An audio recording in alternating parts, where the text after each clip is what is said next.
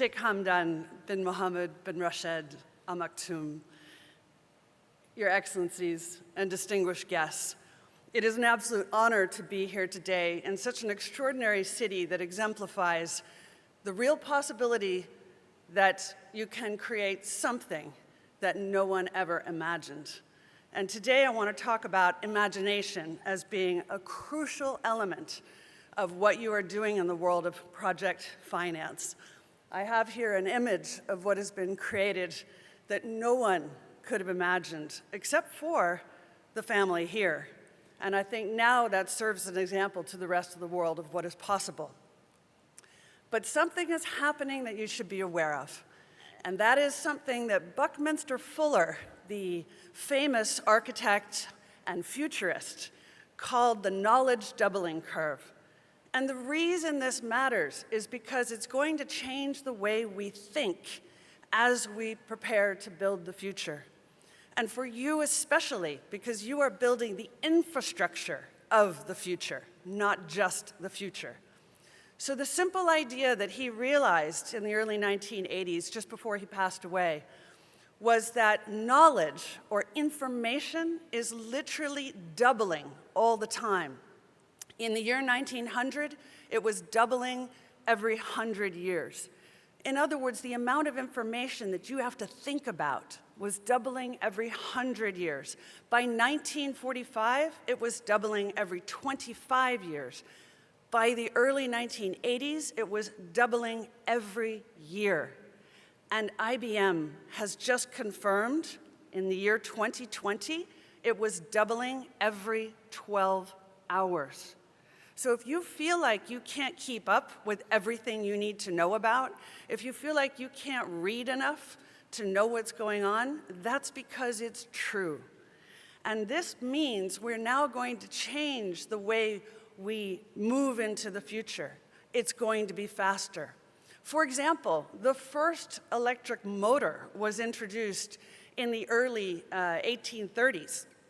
We got the first electric car in the late 1880s. And yet, it took 100 years before General Motors introduced an electric car that was available for the use of the general public. And it's only last year that we saw the first truck tested on a road that charges the vehicle as it drives.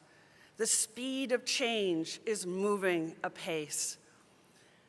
And this means we're going to stop reading, and instead we're going to enter a world where we process information using virtual reality, augmented reality, where we are in what is now popularly called the metaverse. And this is important because when you read, you think in a linear fashion. You read letter by letter, word by word, line by line, and you tend to think along a line. When you enter this universe, you are able to process much more information more quickly and allows you to do it laterally. So this is a dramatic change. It also means we're in a world where we won't tell the stories that need to be told about the future.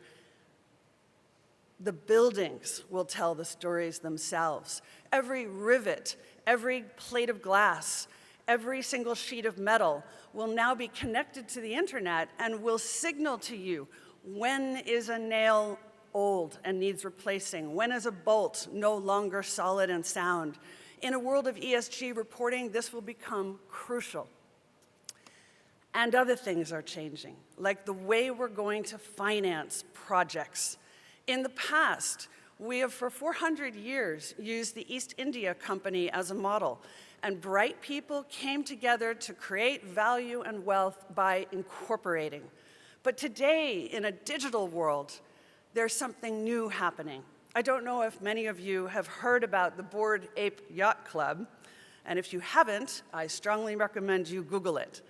These images of apes are not cartoons, and they are selling for between $250,000 and $1 million for a reason. And it is because they represent networks of very sophisticated, very wealthy, very technologically savvy people, and it is now possible to populate ideas and projects through groups that are represented by what we're popularly calling an NFT, a non-fungible token. It's a whole new way of financing what happens in the world economy. I think going forward, you won't have bonds for projects. You're going to have NFTs for projects. This is a radical change. As an example of what I mean, I don't know if many of you have heard about Hop-In. Hop-In is like Zoom, except it has more bells and whistles. It's more elegant. But it was nothing but an idea in 2019, and today it is worth $8 billion. The interesting thing about Hop-In is they have no headquarters. The team has never met. They are incorporated, but in this new world, they don't need to be. And this is crucial because I think we're now coming into a world where the United States, my country, no longer has a monopoly on the regulatory environment. This is a world where the future actually depends on something that's invisible, which is the regulations required to allow digital assets and digitized finance to progress as fast as possible, which is why I was personally very impressed with what you're doing here, introducing a specialized court system for the digitized economy. It's extraordinary to me because I remember when people came to this city and this region to raise money to take away to build in some other part of the world. Today, that has reversed. People are not only bringing their projects here, their companies, their startups, they are looking to your expertise to learn from you how you do this so quickly. And I think if you begin to step strongly into the regulatory space, people will no longer ask, what does the SEC think? They will ask, what do the authorities in Dubai think? And this is part of becoming the center of the global economy. Everything I'm saying is about imagination, and this is important for this audience because most people involved in building projects, by nature, by definition, are trained to be analytical. But in fact, the most valuable skill you can have now is not your analytical skill set. It's your imaginal skill set. It's your capacity to imagine what seems utterly impossible. And that's partly because the speed of change is so great that you don't have much to go on because the past isn't like the future. And the future will be different from our expectation. Again, I think that people will be coming to this country and to this city for inspiration because what you have shown is that you can imagine something that seems impossible and then actually make it happen. But this is going to speed up. The pace of change is overwhelming.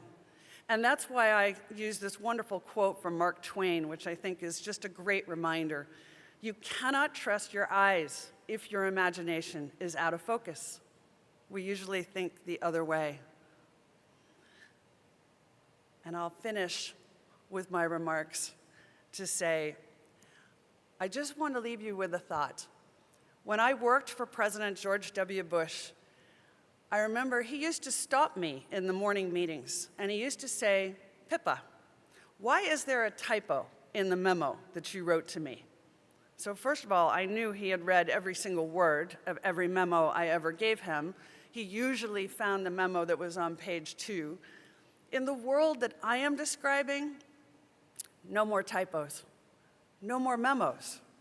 This is a world where you are going to experience a project that hasn't been built yet. You're going to feel what that project is like without ever having stepped into it. And I do think that here in this city, you are literally showing the world how this can be done. And I'm very grateful for all the efforts that you've made over the last 50 years.